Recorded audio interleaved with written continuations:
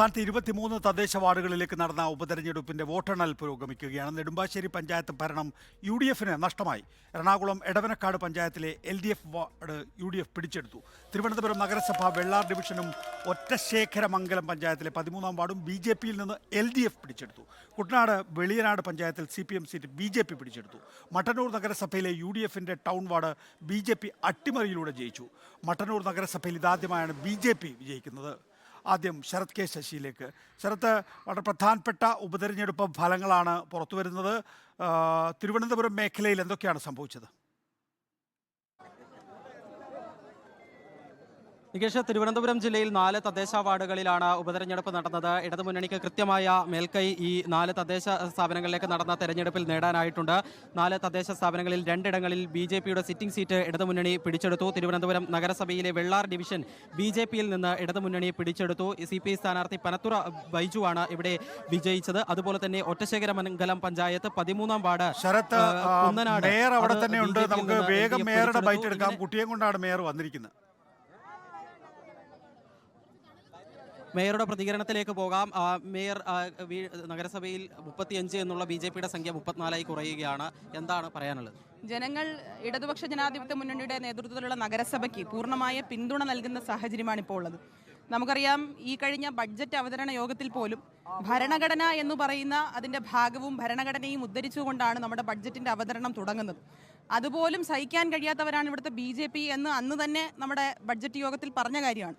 ജനങ്ങൾ ഇതൊക്കെ കാണുന്നുണ്ട്. ജനങ്ങൾ ഇടതുപക്ഷ പ്രസ്ഥാനത്തിനും കേരളത്തിലെ ഗവൺമെന്റിനും നഗരസഭയ്ക്കും നൽകുന്ന പിന്തുണ തന്നെയാണ് ഇത്രയും വർഷത്തിനു ശേഷം, ഏതാണ്ട് 20 വർഷത്തിലധികമായി സിറ്റിംഗ് സീറ്റായിരുന്ന ബി.ജെ.പിയുടെ സിറ്റിംഗ് സീറ്റായിരുന്ന ഈ സ്ഥലം നഗരസഭയുടെ ഭരണസമിതിയുടെ കൂടി നേതൃത്വത്തിൽ, ഇവിടുത്തെ പൊതുപ്രസ്ഥാനത്തിൻ്റെയൊക്കെ പാർട്ടിയുടെയൊക്കെ നേതൃത്വത്തിൽ, എൽ.ഡി.എഫ് സംവിധാനത്തിൻ്റെ നേതൃത്വത്തിൽ നമ്മൾ പിടിച്ചെടുക്കുന്നത്. അതിൽ വലിയ സന്തോഷം. ജനങ്ങളോട് ഈ സാഹചര്യത്തിൽ നന്ദിയാണ് പറയാനുള്ളത്. കാരണം നമ്മളിൽ വിശ്വാസം അർപ്പിച്ചുകൊണ്ട് ഇവിടുത്തെ വികസന ജനക്ഷേമ പ്രവർത്തനങ്ങൾ വലിയ സുരക്ഷിതമായ കരങ്ങളിൽ തന്നെ ഏൽപ്പിച്ചു കൊടുക്കുന്നതിൽ ജനങ്ങളോട് തീർച്ചയായും നന്ദി പറയാനുണ്ട്. ഭരണഘടനയും ജനാധിപത്യവും ഒന്നും അംഗീകരിക്കാത്തവരെ ഇത് തന്നെയാണ് ഇനി തുടർന്നുള്ള അവസ്ഥ എന്നുകൂടിയാണ് ജനങ്ങൾ ഇവിടെ കാണിച്ചു കൊടുക്കുന്നത് എന്നാണ് സൂചിപ്പിക്കാനുള്ളത്. ഏറ്റവും പ്രധാനപ്പെട്ട കാര്യം, ബി.ജെ.പിയുടെ കഴിഞ്ഞ 10-20 വർഷമായി ബി.ജെ.പിയുടെ സിറ്റിംഗ് സീറ്റാണ് ഈ നഗരസഭയിലെ വെള്ളാർ ഡിവിഷൻ. അവിടെയാണ് സി.പി.ഐ പ്രതിനിധിയായി പനത്തുറ ബൈജു 150ഓളം വോട്ടുകൾക്ക് വിജയിച്ചത്. തിരുവനന്തപുരം നഗരസഭയുമായി ബന്ധപ്പെട്ട റോഡുകളുടെ നിർമ്മാണവുമായി ബന്ധപ്പെട്ടൊക്കെ തന്നെ വലിയ പ്രതിഷേധങ്ങൾ ഒരു ഭാഗത്ത് നിൽക്കുമ്പോൾ ആ വിമർശനങ്ങളെയൊക്കെ തന്നെ നേരിടാൻ ഏതായാലും ഈ വിജയം ഇടതുമുന്നണിക്ക് ആത്മവിശ്വാസം നൽകുകയും ചെയ്യും. മറ്റ് പഞ്ചായത്തുകളിലേക്ക് പോവുകയാണെങ്കിൽ പൂവച്ചൽ പഞ്ചായത്തിലെ 6-ാം വാർഡ് ബി.ജെ.പി നിലനിർത്തിയിട്ടുണ്ട്. ഇവിടെ ബി.ജെ.പി സ്ഥാനാർത്ഥി കെ പഞ്ചായത്ത് 8-ാം വാർഡാണ് തെരഞ്ഞെടുപ്പ് നടന്ന മറ്റൊരു സ്ഥലം. അവിടെ എൽ.ഡി.എഫ് ആ സീറ്റ് നിലനിർത്തുകയും ചെയ്തിട്ടുണ്ട്. ഇങ്ങനെ തെരഞ്ഞെടുപ്പ് നടന്ന 4 സീറ്റുകളിൽ 3 ഇടതുമുന്നണി വിജയം നേടി, 1 ബി.ജെ.പിയും, അതിൽ 2 സി.പി.എം വിജയിച്ചിട്ടുള്ള 3 ഇടങ്ങളിൽ 2 ഇടങ്ങളും അവർ ബി.ജെ.പിയിൽ നിന്ന് പിടിച്ചെടുക്കുകയാണ് ചെയ്തിട്ടുള്ളത്.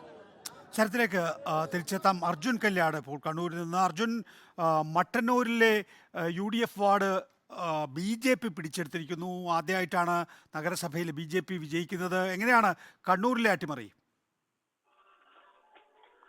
നികേഷ് കുമാർ, മട്ടന്നൂർ നഗരസഭയിലാണ് ടൗൺ വാർഡിലെ തെരഞ്ഞെടുപ്പിൽ യു.ഡി.എഫിന്റെ സിറ്റിംഗ് സീറ്റ് ബി.ജെ.പി പിടിച്ചെടുക്കുന്ന സ്ഥിതി ഉണ്ടായിട്ടുള്ളത്.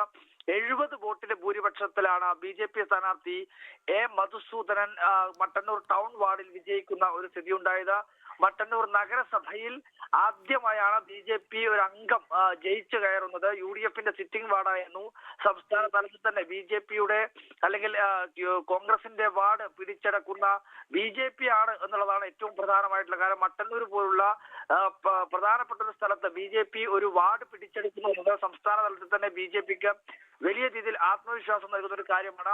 മറ്റ് 4 ഇടങ്ങളിലാണ് കണ്ണൂരിൽ ഈ ഉപതെരഞ്ഞെടുപ്പ് നടന്നത് പഞ്ചായത്ത് തലത്തിൽ. അതില് മട്ടന്നൂരിൽ ബി.ജെ.പി പിടിച്ചെടുക്കുന്നു. അതിന് പുറമെ രാമന്തളി പഞ്ചായത്തിലെ വാർഡ് യു.ഡി.എഫ് നിലനിർത്തുകയാണ്. മാടായി പഞ്ചായത്തിലെ മുട്ടം വാർഡും യു.ഡി.എഫ് നിലനിർത്തിയിരുന്നു.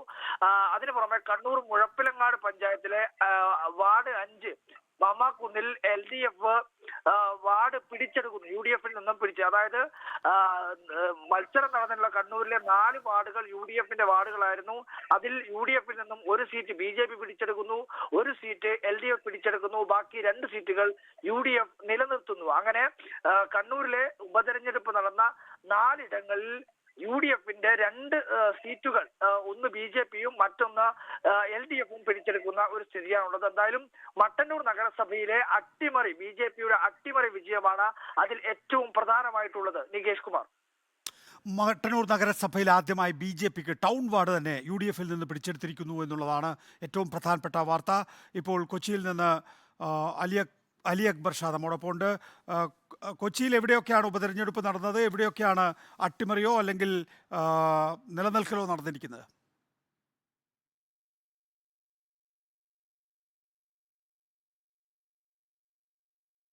നികേഷ്, കൊച്ചിയിൽ 2 ഇടത്തായിരുന്നു ഇന്നലെ തെരഞ്ഞെടുപ്പ് നടന്നത്. ഈ നെടുമ്പാശ്ശേരി പഞ്ചായത്തിലെ 14-ാം വാർഡിലും അതുപോലെ തന്നെ എടവനക്കാട് പഞ്ചായത്തിലെ 11-ാം വാർഡിലുമായിരുന്നു തെരഞ്ഞെടുപ്പ് നടന്നത്. 2ഇടത്തും അട്ടിമറിയാണ് ഉണ്ടായിരിക്കുന്നത്. ഈ നെടുമ്പാശ്ശേരിയിൽ UDFന്റെ സിറ്റിംഗ് സീറ്റ് LDF പിടിച്ചെടുത്തിട്ടുണ്ട്. LDFന്റെ സ്ഥാനാർത്ഥിയായ NS അർച്ചന 98 വോട്ടുകൾക്കാണ് നെടുമ്പാശ്ശേരിയിൽ ജയിച്ചിരിക്കുന്നത്. ഈ UDFന്റെ പഞ്ചായത്ത് വൈസ് പ്രസിഡന്റ് ആയിരുന്ന സന്ധ്യ രാജിവെച്ചതിനെ തുടർന്നായിരുന്നു ഇവിടെ ഉപതെരഞ്ഞെടുപ്പ് വന്നത്. UDFനകത്തെ ഗ്രൂപ്പ് തർക്കവും ഈ വൈസ് പ്രസിഡന്റ് സ്ഥാനം ഷെയർ ചെയ്യുന്നതുമായി ബന്ധപ്പെട്ട തർക്കവും ഒക്കെ ആയിരുന്നു ഇത്തരത്തിലൊരു രാജിയിലേക്ക് എത്തിയത്. ആ ഘട്ടത്തിലായിരുന്നു ഉപതെരഞ്ഞെടുപ്പ് വന്നത്. എന്തായാലും LDF സ്ഥാനാർത്ഥി ഈ സീറ്റ് പിടിച്ചെടുത്തിരിക്കുന്നത് 98 വോട്ടുകളുടെ ഭൂരിപക്ഷത്തിലാണ് ഇപ്പോൾ ജയിച്ചിരിക്കുന്നത്. 19 അംഗ ഭരണസമിതിയിൽ 9 അംഗങ്ങൾ LDFനും 9 അംഗങ്ങൾ UDFനുമായിരുന്നു. UDF വിമതനായി മത്സരിച്ച അംഗത്തെ പഞ്ചായത്ത് പ്രസിഡന്റ് ആക്കിക്കൊണ്ടായിരുന്നു UDF ഈ പഞ്ചായത്ത് ഭരണം നിലനിർത്തിയിരുന്നത്. ആ ഘട്ടത്തിലാണ് ഉപതെരഞ്ഞെടുപ്പ് വരികയും ഇത്തരത്തിലൊരു അട്ടിമറി ഉണ്ടാവുകയും ചെയ്തിരിക്കുന്നത്. എടവനക്കാട് പഞ്ചായത്തിൽ LDFന്റെ സിറ്റിംഗ് സീറ്റ് UDF പിടിച്ചെടുത്തിരിക്കുകയാണ്. 11-ാം വാർഡിലായിരുന്നു തെരഞ്ഞെടുപ്പ് നടന്നത്. 108 വോട്ടുകൾക്കാണ് UDF സ്ഥാനാർത്ഥി ശാന്തി മുരളി വിജയിച്ച് കയറിയിരിക്കുന്നത്. ഇവിടെ LDFന്റെ പഞ്ചായത്ത് അംഗത്തിന് സർക്കാർ ജോലി ലഭിച്ചതോടുകൂടി രാജിവെക്കുകയും ആ സാഹചര്യത്തിൽ ഇത്തരത്തിൽ ഉപതെരഞ്ഞെടുപ്പ് വരികയുമായിരുന്നു.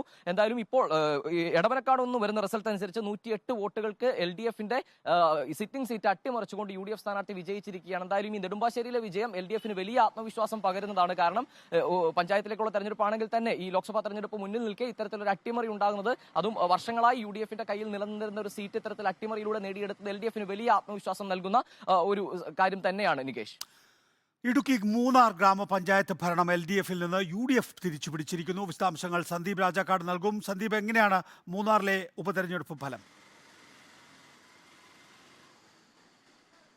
നികേഷ്, മൂന്നാറിലെ 2 വാർഡുകളിലേക്ക് നടന്ന 11, 18 വാർഡുകളിലേക്ക് നടന്ന ഉപതെരഞ്ഞെടുപ്പുകളിൽ കോൺഗ്രസ് സ്ഥാനാർത്ഥികളാണ് വിജയിച്ചിരിക്കുന്നത്. 11-ാം വാർഡ് മൂലക്കടയിൽ നടരാജനും ഒപ്പം തന്നെ 18-ാം വാർഡ് നടയാറിൽ ലക്ഷ്മിയുമാണ് വിജയിച്ചിട്ടുള്ളത്. ഈ മൂന്നാർ പഞ്ചായത്തിന്റെ ഭരണം ഇടതുപക്ഷം പിടിച്ചെടുക്കുന്നത് കൂറുമാറ്റത്തിലൂടെ 2 പേരെ ഇടതുപാളയത്തിൽ എത്തിച്ചായിരുന്നു. ഇതിനെതിരെ കോൺഗ്രസ് പരാതിയുമായി പോവുകയും ഈ 2 അംഗങ്ങളുടെയും തെരഞ്ഞെടുപ്പ് ഫലം റദ്ദു ചെയ്യുകയും ചെയ്തതിനെ തുടർന്നാണ് ഇവിടെ ഉപതെരഞ്ഞെടുപ്പ് നടന്നത്. ആ ഉപതെരഞ്ഞെടുപ്പിൽ ഇപ്പോൾ അവരുടെ ഭരണം നിലനിർത്തുവാൻ കോൺഗ്രസിന് കഴിഞ്ഞിരിക്കുന്നു. ഇടതുപാളയത്തിലേക്ക് എത്തിച്ച് ഭരണം പിടിച്ചെടുത്ത ഇടതുപക്ഷത്തിന് ഇവിടെ ഭരണം നഷ്ടമായിട്ടുണ്ട് എന്നുള്ളതാണ് ഏറ്റവും പ്രധാനമായി കാണേണ്ടത്. കോൺഗ്രസ് മൂന്നാർ ഗ്രാമപഞ്ചായത്ത് ഭരണം നിലനിർത്തുന്ന ഒരു സ്ഥിതിയിലേക്ക് എത്തി. 11 അംഗങ്ങളാണ് ഇപ്പോൾ കോൺഗ്രസിനുള്ളത്. 8 അംഗങ്ങളാണ് LDFന് ഉള്ളത്. അതുകൊണ്ട് തന്നെ ഇപ്പോൾ നിലവിലെ ഭരണം കോൺഗ്രസ് നിലനിർത്തിയിരിക്കുന്നു എന്നുള്ളതാണ് ഏറ്റവും പ്രധാനമായി കാണേണ്ടത്.